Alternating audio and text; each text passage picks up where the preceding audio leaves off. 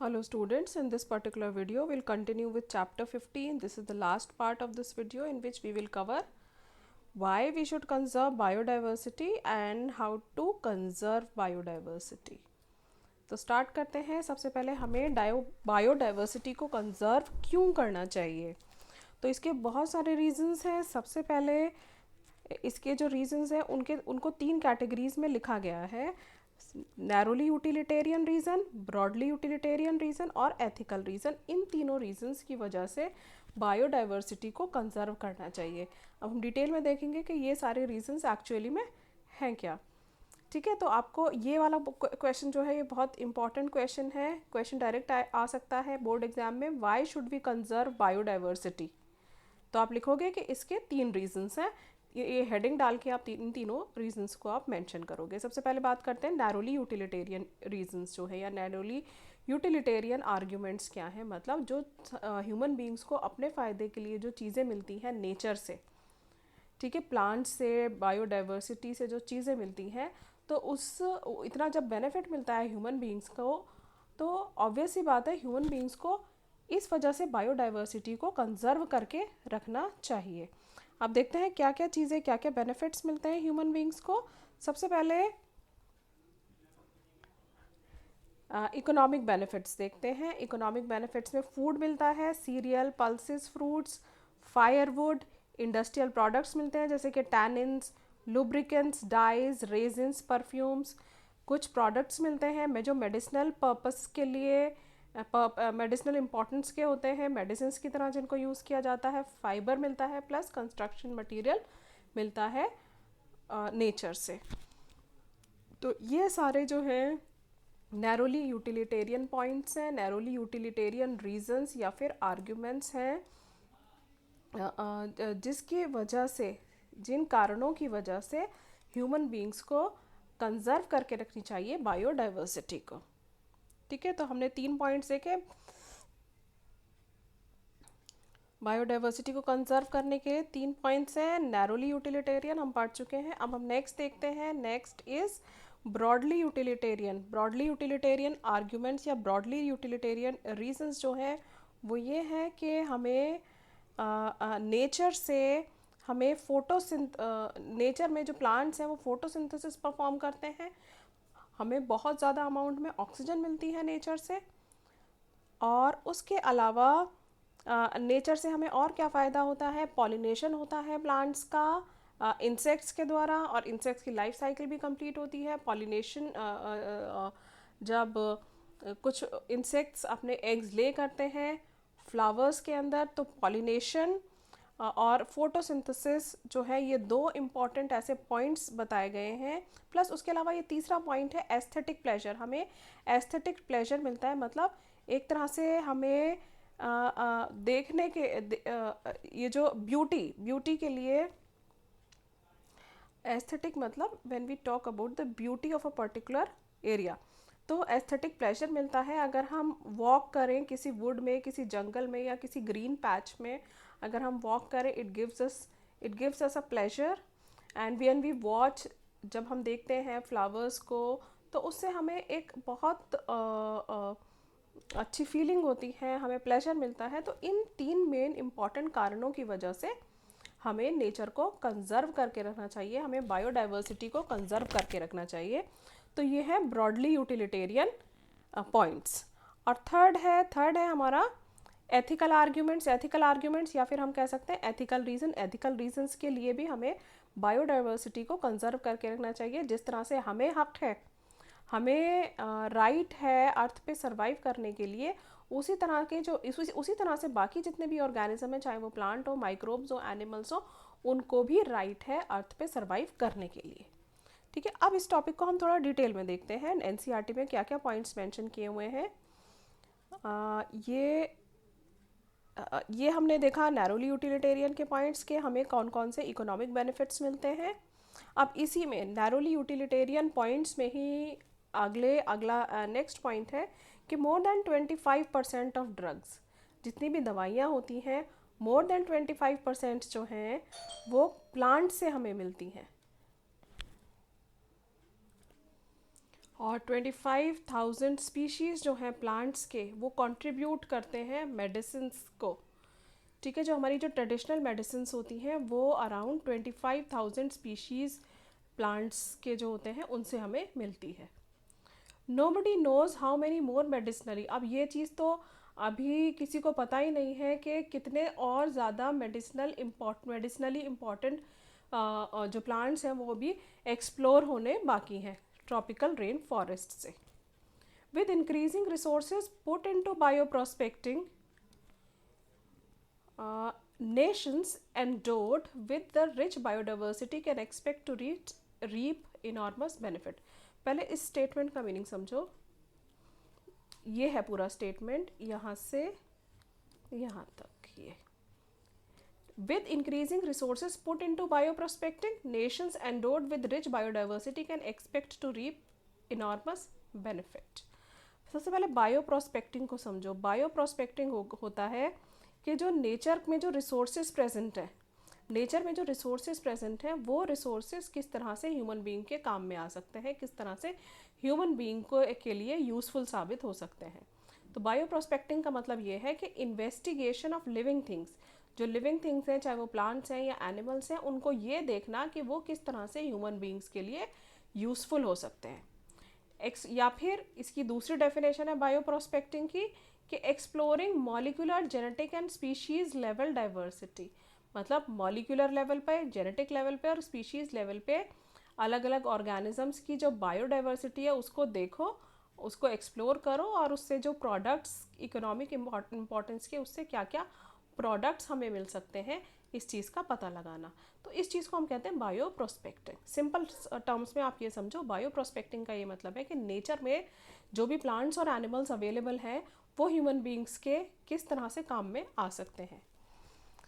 ठीक है, तो जब अगर हम बायो प्रोस्पेक्टिंग में ज़्यादा रिसोर्सेज लगाएंगे, मतलब ज़्यादा मैन पावर हम लगाएंगे, ज़्यादा रिसोर्सेज लगाएंगे ये पता करने में कि बायो प्रोस्पेक्टिंग मतलब कि ह्यूमन बीइंग के यूज़ के कौन कौन से प्लांट्स और एनिमल्स हैं, तो जो नेशंस हैं जिसके पास ज़्यादा बायोडाइवर्सिटी है उनको ज़्यादा बेनिफिट होगा उनको, क्योंकि उनको अपने बेनिफिट के प्लांट्स और एनिमल्स के बारे में पता चल जाएगा, प्लस वो दूसरे नेशंस को भी इसके बारे में बता सकते हैं। उनकी जो अपने पर्टिकुलर रीजन की जो बायोडाइवर्सिटी है वो उसका यूज़ वो दूसरे कंट्रीज़ के यूज़ में भी आ सकती है, तो इसलिए कहा गया है कि वो उनके इनॉर्मस बेनिफिट के लिए काम आएगी। अब देखते हैं ब्रॉडली यूटिलिटेरियन रीजन के बारे में क्या लिखा है एनसीईआरटी में। The broadly utilitarian argument it says that biodiversity plays a major role in ecosystem services. ठीक है, ये जो ब्रॉडली यूटिलिटेरियन पॉइंट है वो ये कहता है कि जो हमारा जो बायोडाइवर्सिटी है वो इकोसिस्टम सर्विस में बहुत इंपॉर्टेंट रोल प्ले करती है।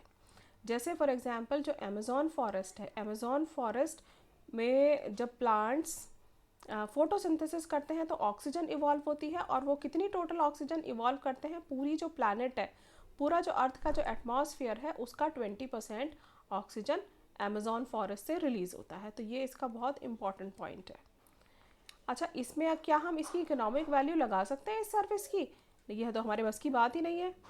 अगर आप खुद ही अंदाज़ा लगा के देखो कि आप अपने नियर बाय हॉस्पिटल में जाके अगर पता करें कि एक ऑक्सीजन सिलेंडर की कीमत कितनी है, उसकी कीमत को कंपेयर करो ज़रा, और इससे कंपेयर करो कि पूरे अर्थ पे जितनी भी ऑक्सीजन है उसका 20% हमें अमेज़ॉन फॉरेस्ट प्रोवाइड कर रहे हैं।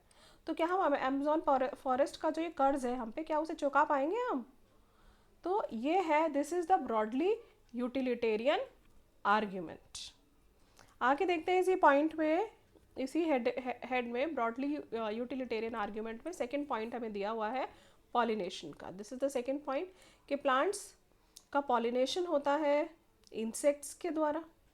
ठीक है, तो पॉलिनेशन अगर नहीं होगा तो प्लांट्स ग्रो नहीं करेंगे, प्लांट्स ग्रो नहीं करेंगे तो फिर इतना इनॉर्मस अमाउंट नंबर में जो बायोडाइवर्सिटी प्रेजेंट है वो भी प्रेजेंट नहीं होगी। तो pollination without which plants can not give us fruits और सीड। पॉलिनेशन एक ऐसा प्रोसेस है जिसके बिना प्लांट्स में फ्रूटिंग नहीं होगी, फ्लावरिंग नहीं होगी, तो फिर हमें सीड्स भी नहीं मिलेंगे।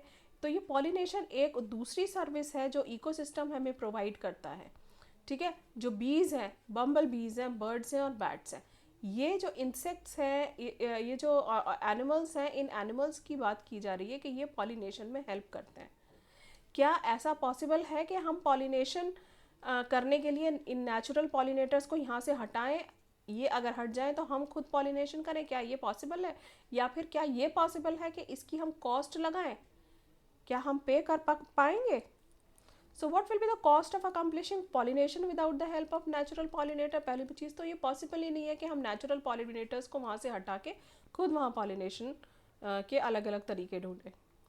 There are other intangible benefits that we derive from nature, the aesthetic pleasure. तीसरा पॉइंट है ये एस्थेटिक। नेचर में अगर हम, नेचर से हमें क्या मिलता है? एस्थेटिक प्लेजर मिलता है by walking into thick woods, watching spring flowers in full bloom और waking up to a bulbul song in the morning. इन सब चीज़ों से, कि अगर हम किसी जंगल में चल रहे हैं, एक ग्रीन पैच में, या किसी गार्डन में अगर हम वॉक कर रहे हैं, या हम फूलों को खिलता हुआ देख रहे हैं, या किसी बुलबुल के चहचहाने की आवाज़ अगर हम सुन पा रहे हैं, तो ये सब प्लेजर हमें कहाँ से मिलेगा? ये सब प्लेजर हमें नेचर में जो बायोडाइवर्सिटी है उसी से ही तो मिल रहा है। तो ये इसका थर्ड पॉइंट हो गया। फर्स्ट 1 2 3, फर्स्ट पॉइंट था हमारा फोटोसिंथेसिस, सेकंड था पॉलिनेशन, और थर्ड था हमारा पॉइंट एस्थेटिक प्लेजर। अब क्या हम इन पे प्राइस टैग लगा सकते हैं? हमारे बस की बात ही नहीं है कि हम उन सब चीज़ों पे प्राइस टैग लगा सकें। The ethical argument for conserving biodiversity relates to what we owe to millions of plants, animals and microbe species with whom we share this plant. अब इसके बाद अब ये नेक्स्ट पॉइंट है एथिकल आर्ग्यूमेंट। एथिकल आर्ग्यूमेंट का मतलब ये होता है कि जिस तरह से अर्थ पे हम सरवाइव कर रहे हैं, उसी तरह से बाकी जितने भी प्लांट हैं जिनके साथ हम प्लैनेट को शेयर कर रहे हैं, उनका भी राइट है अर्थ पे सरवाइव करने के लिए।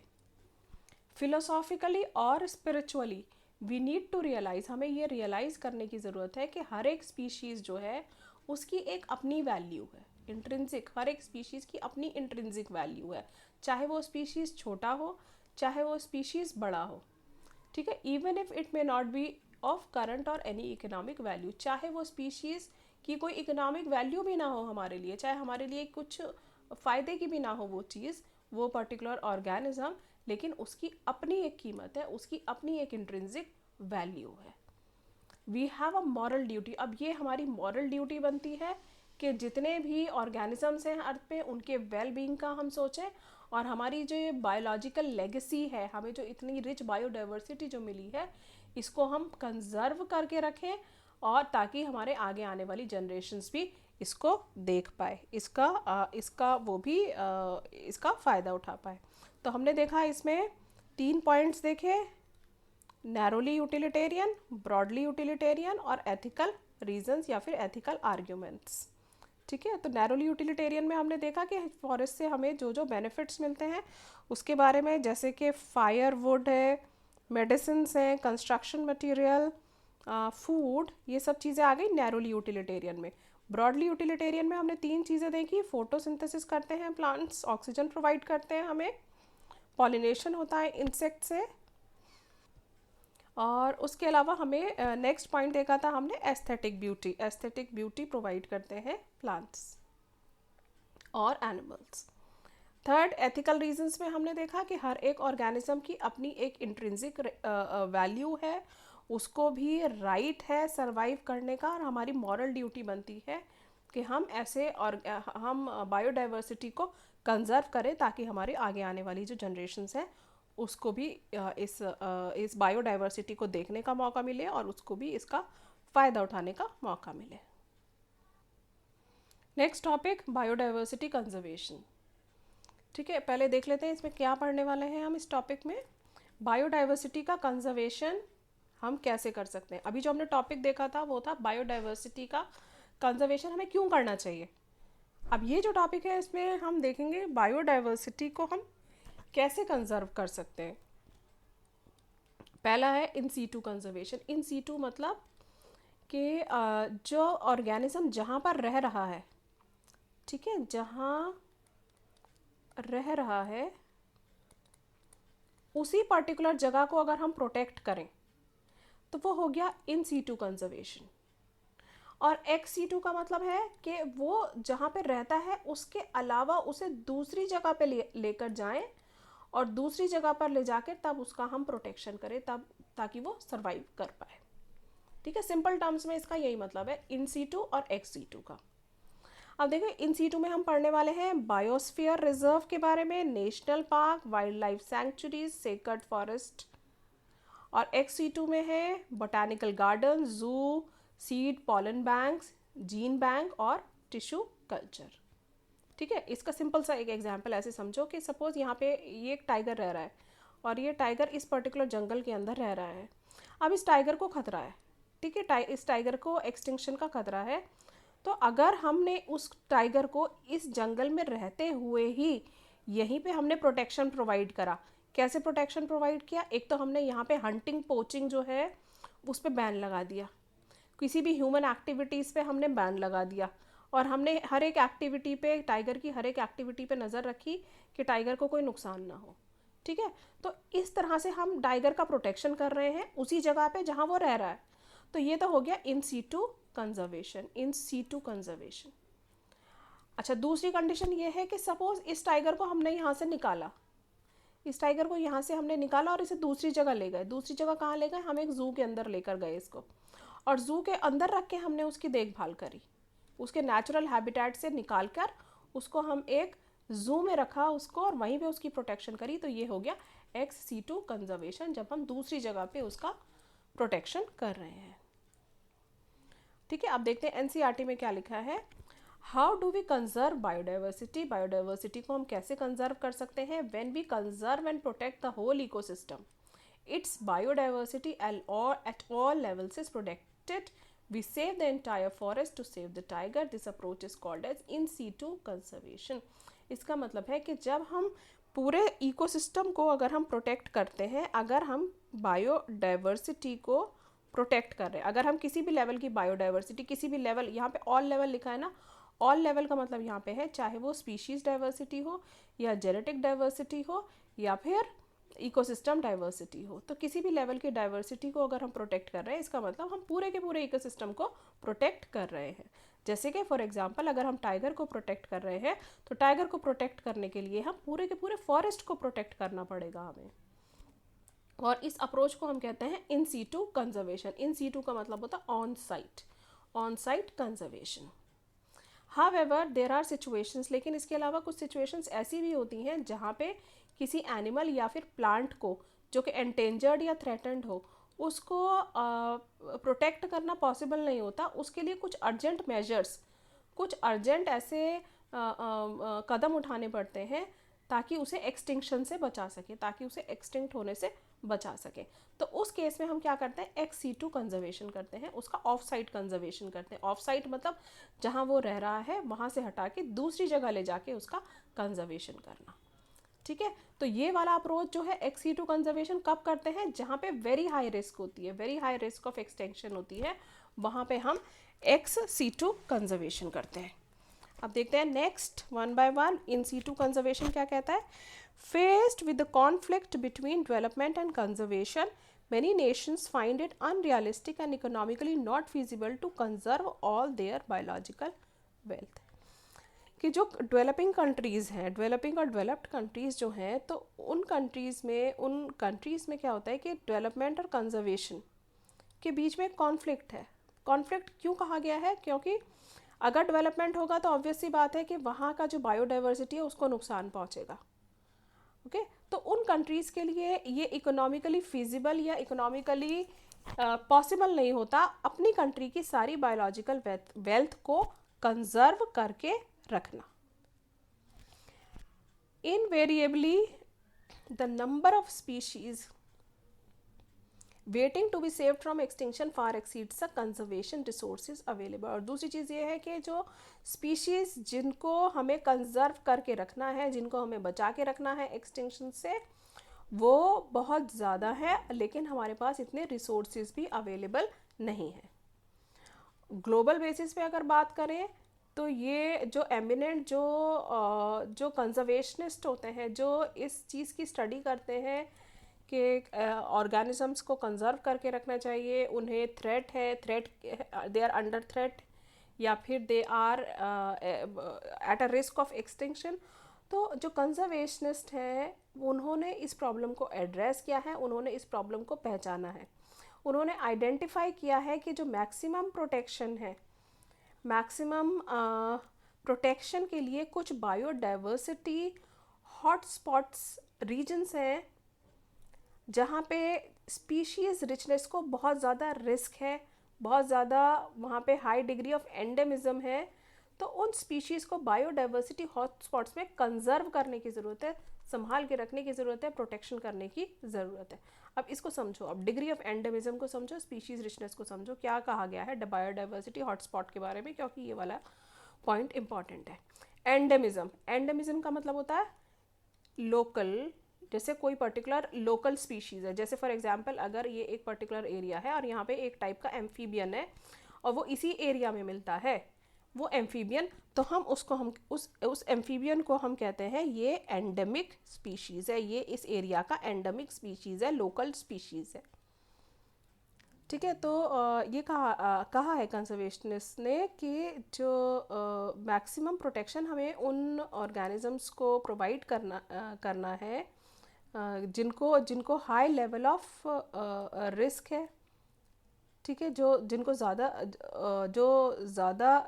रिस्क पे हैं जो ऑर्गेनिज्म, जैसे कि बायोडाइवर्सिटी हॉटस्पॉट जो रीजन्स हैं उनमें स्पीशीज़ रिचनेस ज़्यादा है और वहाँ पे डिग्री ऑफ एंडेमिज्म भी ज़्यादा है। तो वो पर्टिकुलर, ये जैसे फॉर एग्जांपल ये पर्टिकुलर एम्फीबियन इसी रीजन में लोकेटेड है, अगर ये यहाँ से एक्सटिंक्ट हो गया तो फिर ये कहीं भी नहीं मिलेगा, क्योंकि ये इसी पर्टिकुलर एरिया में पाया जाता है। तो इस तरह से बायोडाइवर्सिटी हॉटस्पॉट्स को प्रोटेक्ट करने की ज़रूरत है, जहाँ पे एंडेमिक स्पीशीज़ मिलते हैं और जहाँ पे बायोडाइवर्सिटी या स्पीशीज़ रिचनेस ज़्यादा होती है। अब देखते हैं बायोडाइवर्सिटी हॉटस्पॉट का क्या मतलब होता है, डेफिनेशन इसकी देखते हैं। ये एक ऐसा ज्योग्राफिकल रीजन होता है जहाँ पे बायोडाइवर्सिटी तो ज़्यादा होती है, लेकिन उस बायोडाइवर्सिटी को खतरा होता है किसी ना किसी रीज़न की वजह से, जैसे कि ह्यूमन हैबिटेशन की वजह से। इनिशियली स्टार्टिंग में 25 बायोडाइवर्सिटी हॉटस्पॉट पहचाने गए थे, लेकिन उसमें 9 और बायोडाइवर्सिटी हॉटस्पॉट ऐड हो गए, तो टोटल आज की डेट में 34 बायोडाइवर्सिटी हॉटस्पॉट है पूरे वर्ल्ड में। ये आप डायग्राम देखिए, इस डायग्राम में आपको सारे रेड कलर से बायोडाइवर्सिटी हॉटस्पॉट्स मार्क किए गए हैं। अच्छा, ये बहुत इंपॉर्टेंट पॉइंट है, ये आया भी है सैम्पल सीबीएसई के सैम्पल पेपर में भी दिया हुआ था ये वाला क्वेश्चन। इन हॉटस्पॉट्स को जो है, ये जो हॉटस्पॉट्स हैं इनको नुकसान पहुंच रहा है, किस वजह से? हैबिटेट लॉस की वजह से इन हॉटस्पॉट को ख़त्म किया जा रहा है और जो ऑर्गेनिजम्स हैं उनका हैबिटेट ख़त्म हो रहा है, इसलिए इन रीजन्स को खतरा है। 3 हॉटस्पॉट्स कौन से हैं? Western Ghats and Sri Lanka, Indo Burma, Himalaya. Very very important. They cover countries exceptionally high biodiversity regions, ये हमारी कंट्री के हाई बायोडाइवर्सिटी रीजन्स हैं। अबाउट ऑल द बायोडाइवर्सिटी, जितने भी बायोडाइवर्सिटी हॉटस्पॉट्स हैं वो 2% ऑफ अर्थ के एरिया को कवर करते हैं, और इनमें कितने the number of species they collectively harbor is extremely high, and strict protection of these hotspots could reduce the ongoing mass extinction by almost 30%। कि जो 2% अर्थ के टोटल एरिया में जो बायोडाइवर्सिटी हॉटस्पॉट है, ये बहुत ज़्यादा नंबर ऑफ स्पीशीज़ को ये हार्बर करते हैं, मतलब बहुत ज़्यादा स्पीशीज़ यहाँ पे प्रेजेंट हैं, तो इसलिए इन्हें हम प्रोटेक्ट अगर करें तो हम एक्सटिंक्शन रेट को 30% तक कम कर सकते हैं। In India, ecologically unique and biodiversity rich regions are legally protected as biosphere reserve, national park and sanctuaries। India में जो बायोडाइवर्सिटी रिच एरियाज़ है उनको लीगली प्रोटेक्ट किया जाता है और उनको क्या नाम दिया जाता है? बायोस्फीयर रिजर्व या नेशनल पार्क, या फिर उनको सैंक्चुरीज कहा जाता है। ये पॉइंट भी इम्पॉर्टेंट है। इंडिया में 14 बायोस्फीयर रिजर्व हैं, 90 नेशनल पार्क्स हैं एंड 448 वाइल्ड लाइफ सेंचुरी है। प्लस इसके अलावा इंडिया की एक हिस्ट्री है, रिलीजियस हिस्ट्री और कल्चरल हिस्ट्री, कल्चरल ट्रेडिशन है, जो इस चीज़ पे एम्फसाइज करती हैं कि नेचर का प्रोटेक्शन होना चाहिए। इसका बेस्ट एग्जाम्पल है चिपको मूवमेंट। आपने ये पढ़ा होगा क्लास 10th के chapter management of natural resources में भी आपने ये पढ़ा होगा चिपको मूवमेंट के बारे में, जब एक पर्टिकुलर कम्युनिटी के लोग ट्रीज़ का प्रोटेक्शन करते हैं। तो इसीलिए कहा गया कि इंडिया की एक रिच हिस्ट्री है, रिलीजियस हिस्ट्री और कल्चरल ट्रेडिशन है नेचर को प्रोटेक्ट करना। अब बात करते हैं हम सेक्रेड ग्रूव्स के बारे में। सेक्रेड ग्रूव्स क्या होती हैं? सिंपल टर्म्स में इसको कहते हैं पवित्र उपवन। सेक्रेड ग्रूव्स मतलब कुछ ऐसे एरियाज जिनमें बायोडाइवर्सिटी ज़्यादा है और उसको लोग सेक्रेड मानते हैं, पवित्र मानते हैं। वहाँ पे कोई भी ट्रीज़ की कटिंग वगैरह या एनिमल्स की किलिंग वहाँ पे बिल्कुल भी अलाउड नहीं होती है, ठीक है। वो रिलीजियस इंपॉर्टेंस रखती है वो पर्टिकुलर जगह। जैसे कि आप इसको मैं डायग्राम में दिखाऊं, ये जो मैंने 4 इमेजेस आपको दिखा रही हूँ मैं, ये सेक्रेड ग्रूव्स की इमेजेस हैं, ये इंडिया की जो सेक्रेड ग्रूव्स हैं। तो sacred groves of India are forest fragments. ये एक्चुअली में है क्या? सेक्रेड ग्रूव्स जो इंडिया की है ये फॉरेस्ट के फ्रैगमेंट है, मतलब फॉरेस्ट के छोटे से पार्ट, और इनका अलग अलग साइज इनका हो सकता है, जो एक पर्टिकुलर कम्युनिटी जिनको प्रोटेक्ट करती है, और इनका कोई ना कोई रिलीजियस इम्पोर्टेंस होता है, इसलिए उनको पर्टिकुलर कम्युनिटी प्रोटेक्ट करती है। और इन जगहों पर हंटिंग और लॉगिंग बिल्कुल भी अलाउड नहीं है। ट्रीज़ की कटिंग और हंटिंग, पोचिंग कुछ भी इन एरियाज़ में अलाउड नहीं है। बहुत से कल्चर में जो ट्रैक्स हैं, पूरे के पूरे जो फॉरेस्ट हैं उनको कंजर्व करके रखा जाता है। पूरी की पूरी जो वाइल्ड लाइफ है उसको बहुत ज़्यादा रिस्पेक्ट दिया जाता है। वेनरेटेड मतलब रिस्पेक्ट देना, ठीक है, प्लस उनको प्रोटेक्ट किया जाता है। अच्छा, ये पॉइंट बहुत इंपॉर्टेंट है कि इंडिया में कौन कौन से सेक्रेड ग्रूव्स प्रेजेंट है। Khasi and Jaintia hills,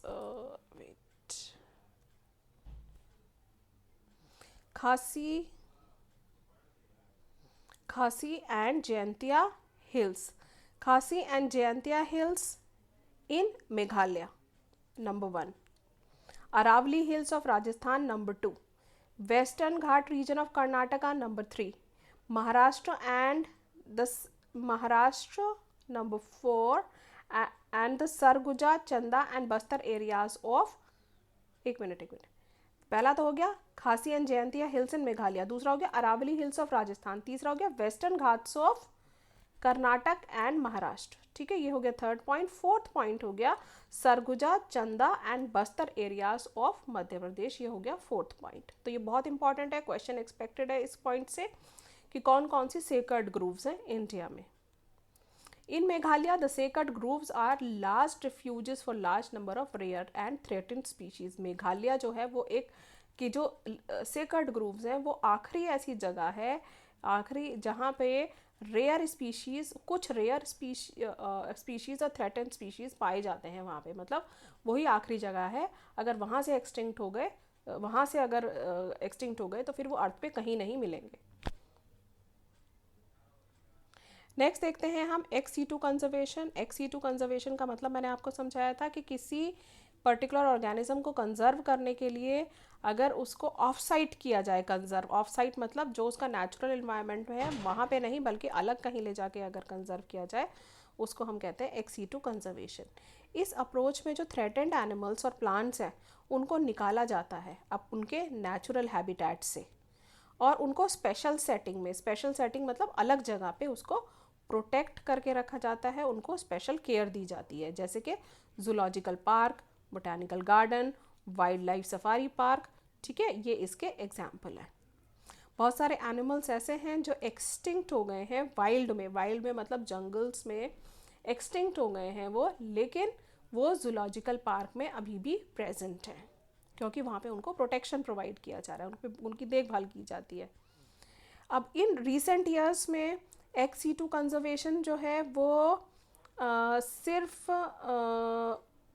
threatened species का ही नहीं, इस तरह से जूलॉजिकल पार्क या बोटानिकल गार्डन में प्रोटेक्शन करने को ही नहीं कहा जाता, इससे भी बियॉन्ड कुछ टेक्निक्स ऐसी आ गई हैं जिससे कि हम एक्स सी टू कंजर्वेशन कर सकते हैं। जैसे फॉर एग्जांपल जो गैमीट्स हैं, थ्रेटेंड स्पीशीज़ जो हैं उनकी जो गैमीट्स हैं उनको भी प्रिजर्व करके रखा जाता है ताकि वाइएबल कंडीशन में, फर्टाइल कंडीशन, वाइएबल मतलब लिविंग कंडीशन में, फर्टाइल कंडीशन में उनको लॉन्ग टाइम के लिए प्रिजर्व करके रखा जाता है। इसको हम कहते हैं क्रायो प्रेजर्वेशन।